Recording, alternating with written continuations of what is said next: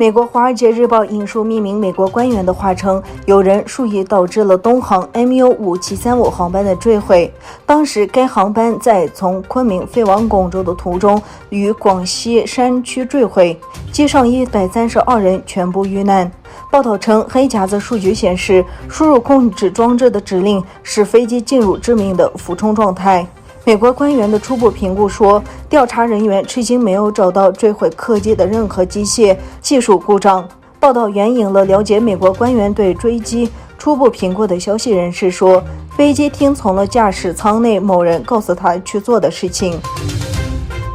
根据澳大利亚工党解决现代奴隶制的计划，从中国进口的商品大公司必须确保其供应链不受维吾尔强迫劳动的影响。工党计划在司法部内设立一个独立的反奴隶制专员，该专员每年将公布与高奴隶制水平有关的国家、地区和行业的名单。从这些地方进口的公司将被要求证明商品不是用强迫劳动制造的。反对党外交事务发言人黄映先说，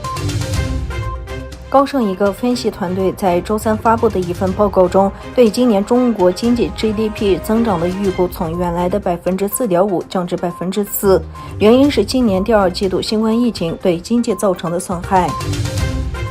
美国司法部周二对美国赌场大亨史蒂芬·韦恩提起诉讼，迫使他宣布自己是中国在美国的代理人。据一份法庭文件说，当时史蒂芬·韦恩在公司在中国的半自治区澳门拥有3家赌场。这位美国大亨向中国公安部副部长转达请求，以保护他的在澳门赌场的商业利益。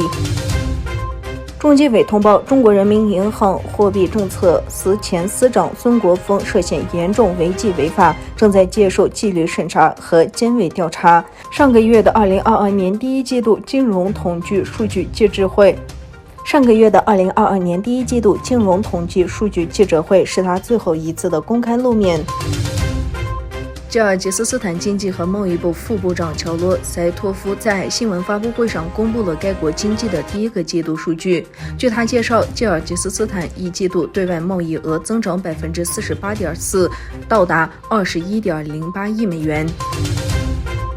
最新卫星照片显示，中国在东突厥伞边缘的沙漠地区建造了更多的模拟海军目标，用作解放军远程反舰弹道导弹测试。美国一科技去年11月提供的卫星照片就曾显示，在塔克拉玛干沙漠中新建的一个靶场内，赫然出现一艘美国海军航空母舰和至少2艘伯克级导弹驱逐舰全尺寸等比例的模拟靶标。中国火箭军导弹靶场中出现美国海军航空母舰等大型舰只的模拟靶标，反映出美中由于台海和南海出现对峙的紧张情势下，中国军方急于提升反航母。